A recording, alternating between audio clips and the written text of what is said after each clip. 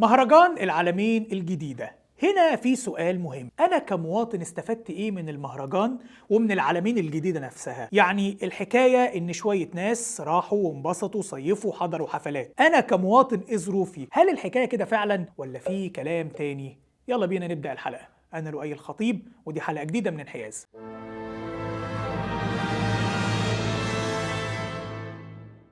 شوف يا عزيزي المشاهد، الدول نوعين، نوع بيفكر في الاكل والشرب النهارده وازاي نكمل الشهر حتى لو بالسلف وكويس قوي اننا عايشين، ونوع تاني بيقول لا، احنا لو فكرنا في النهارده بس وما بصيناش على بكره هنلبس في الحيط. الدنيا بتجري من حوالينا وعلشان ناكل ونشرب لازم نفكر في بكره، لازم نعمل حاجه للمستقبل، لازم يبقى في شغل حقيقي على قطاعات اقتصاديه تجيب لنا دخل هناكل برضه ونشرب بيه عادي. أقسم بالله العظيم أن أحافظ مخلصاً على النظام الجمهوري، وأن أحترم الدستور والقانون، وأن أرعى مصالح الشعب رعاية كاملة، وأن أحافظ على استقلال الوطن ووحدة وسلامة أراضيه. سنة 2014 الرئيس السيسي تولى المسؤولية. في الوقت ده كانت مصر ماشية يوم بيوم، وكان فعلا الهدف ان البلد تكمل الشهر لظروف واضحة ولميراث من المشاكل الممتدة لسنين طويلة. هنا كان قدام الرئيس السيسي يمشي في مسار من اتنين ملهمش تالت، يا يكمل كده زي ما قلنا يوم بيوم وخلاص ويبقى عنده حجة جاهزة زي الحرب على الإرهاب والمشاكل اللي ورثناها، ويحاول يمشي الدنيا وتفضل تبوظ أكتر وأكتر ونبقى عايشين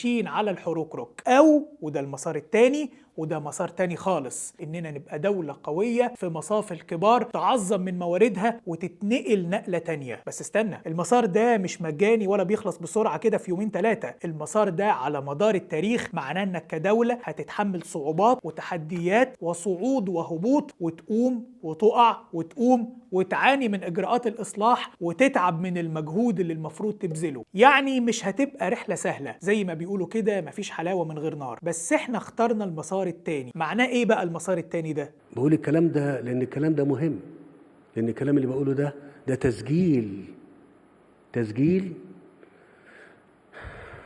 من إنسان انتوا اخترتوه قلت له تعالى تولى المسؤولية، وأنا قلت لكم تعالوا نتولى المسؤولية.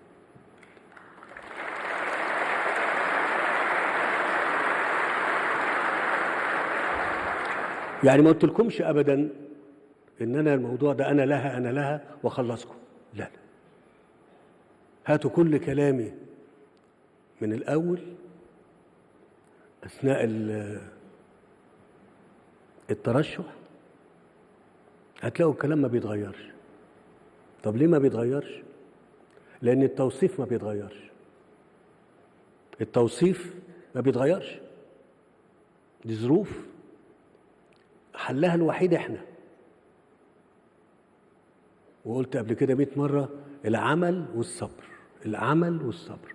نمسك في العمل. يعني ايه عمل؟ هي كلمة عمل دي صعبة قوي علشان نبقى محتاجين شرح لكلمة العمل. كلمة العمل في حد ذاتها مش صعبة، بس علشان تطبقها في ظروف زي ظروف مصر لازم تبقى محدد جدا. اننا نروح للشغل كل يوم نعمل اللي بنعمله ونروح، ده اسمه عمل، بس ده مش هيجيب اي نتيجة. احنا عندنا مشاكل كتير وتحديات ضخمة. لو مشيت بالطرق التقليدية واشتغلت بنفس الطريقة اللي بتشتغل بيها في الظروف العادية مش هتاخد اكتر من النتائج العادية، وانت محتاج نتائج استثنائية. العمل اللي الرئيس كان بيقصده واللي احنا شفناه واشتغلناه كمصريين طول السنين اللي فاتت هو معدلات غير مسبوقة من الانجاز وتحمل للصعوبات والتحديات والآلام الاقتصادية. احنا دولة مواردها قليلة مقارنة بعدد السكان، دي حقيقة رقمية ما فيهاش جدال ولا مقاوحة. لما مواردك تبقى قليلة لازم تعمل ايه؟ لازم تعمل شغل يزود مواردك. يعني مثلا تجذب استثمار، تزود سياحة، تطور قناة السويس. مش دي الموارد اللي بتجيب لنا فلوس وخصوصا النقد الاجنبي؟ طيب انا عشان اعمل كل ده محتاج مشروعات بنية تحتية، وعشان ابني البنية التحتية محتاج فلوس، وانا اصلا مواردي قليلة، فاعمل ايه؟ هستلف. يعني هنخاطر وهنستلف، ملهاش حل تاني، هنخاطر ونستلف ونعاني، وده معناه ان هيبقى فيه صعوبات وتحديات ومشاكل وتضخم. ما احنا عاملين زي اللي عامل عملية كبيرة جدا فممكن يحصل له التهابات والام، وده برضه جزء من رحلة العلاج اللي لازم هيتحملها.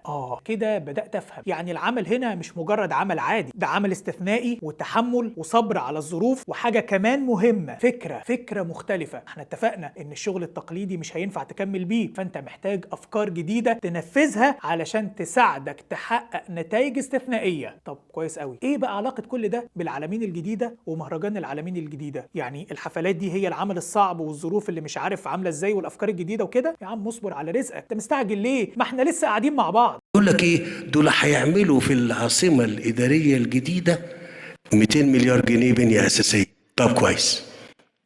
طيب ومدينة أسيوط الجديدة؟ طيب المنصورة الجديدة؟ طيب الإسماعيلية الجديدة؟ طب شرق بورسعيد الجديدة؟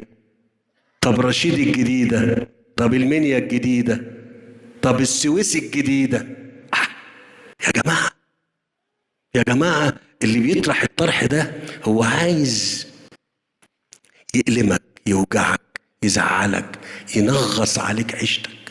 وانا قلت لكم وبقول لكم تاني، طب رامي الحلفان بتصدقوا؟ والله كل المدن الجديدة دي ما معمولة من موازنة الدولة. انا بحلف بالله. طب بتتعمل ازاي؟ يعني انت يعني بتحفروا بتجيبوا فلوس من الارض؟ لا والله ما كده خالص، والله الحكايه ما كده. الفكره بسيطه خالص، ان احنا بنحول الاراضي اللي ملهاش قيمه، وانا قلت لكم الحكايه دي قبل كده، الاراضي اللي ملهاش قيمه بان احنا بنخش نعمل في اسيوط الجديده طريق هتشوفوه خلال يعني الشهر الجاي بالكتير، محور طوله لغايه حتى نعبر بيه بين يعني النيل الغربي والنيل الشرقي، او الضفه الغربيه والضفه الشرقيه للنيل، ومدينه اسيوط على جنب المطار هناك. عملنا حي وطرحناه للبيع، وعملنا اراضي وطرحناها للبيع. البيع ده هو اللي بناخد الفلوس بتاعته ونعمل بها الشغل. يعني مكان زي العاصمة والعلمين اتعملوا من حصيلة بيع الأراضي. الدولة قالت إن هنعمل هنا مدينة سياحية ضخمة وكبيرة زي العلمين الجديدة. بدأ ناس منهم مطورين عقاريين يشتروا أراضي بسعر متر يتناسب مع إن في مدينة سياحية كبيرة هتتعمل هنا، مش بسعر متر في صحراء مليانة ألغام. الدولة خدت الفلوس وبنت مدينة العلمين الجديدة. المدينة دي فتحت باب للساحل الشمالي كله. المكان ده اتحققت فيه أكبر صفقة استثمار أجنبي مباشر في تاريخ مصر، رأس الحكمة. فبالتالي احنا بنتكلم على تنمية متكاملة في كل المجالات، وإن شاء الله تكون هذه المدينة بنستهدف إنها تكون مدينة عالمية بكل المستويات على أعلى مستوى، وتستقطب حجم سياح لن يقل بالأحوال عن 8 مليون سائح إضافي هيجوا لمصر إن شاء الله مع اكتمال هذه المدينة العملاقة. نيجي للأهم، ويمكن ده اللي دايما يعني أنا عارف مثار اهتمام كل الزملاء، الاتفاق المالي. ما هو الاتفاق المالي لهذه الشراكة وهذه الصفقة؟ الصفقة زي ما قلت لحضراتكم هتتضمن شقين، شق جزء مالي يسدد كمقدم، وجزء حصة من أرباح المشروع. طول مدى المشروع سيكون للدولة المصرية حصة من أرباحه. نأتي للشق المالي اللي هو المقدم. سيتضمن استثمار أجنبي مباشر يدخل للدولة المصرية في ظرف شهرين بإجمالي 35 مليار دولار.